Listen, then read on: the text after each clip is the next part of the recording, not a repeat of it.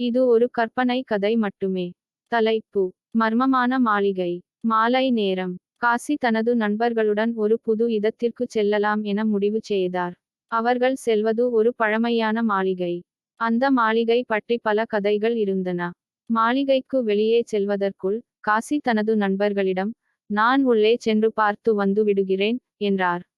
மாளிகையின் வாசலுக்கு காசி சென்றார். உள் நுழைந்தவுடன் ஒரு குளிர்ந்த காற்று அவரை ஒட்டிக்கொண்டது. மாளிகையின் உள்ளே அடர் இருள். அவரின் கைகளில் கொண்ட தீப்பந்தம் மட்டுமே வெளிச்சம் தருகிறது. திடீரென அடிப்படையில் ஒரு சப்தம் கேட்கிறது. எங்கேயோ யாரோ இருக்கிறார்கள் என்று காசி மனதில் நினைத்தார்.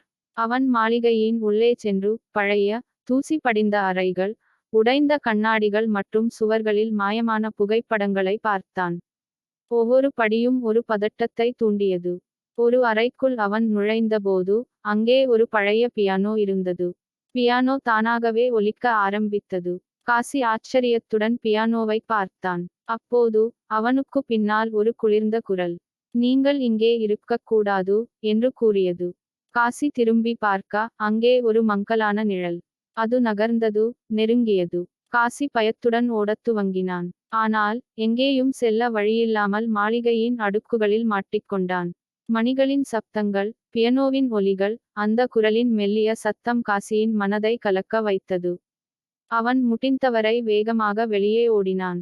வெளியே வந்தவுடன் அவனது நண்பர்கள் அவனை பார்க்க, என்ன ஆனது என்று கேட்க, காசி திகைப்புடன், இந்த மாளிகையினுள் நாம் ஒருமுறை கூட போகக்கூடாது, ஆபத்தானது என்று கூறினான். அதன் பிறகு அவர்கள் அந்த இடத்தை விட்டுவிட்டு ஓடிவிட்டனர். மாளிகை மங்கலானதாக, இருட்டாக இருக்கையில், அங்கே இருந்த அந்த நிழல் மட்டும் மெதுவாக சிரித்துக் கொண்டிருந்தது.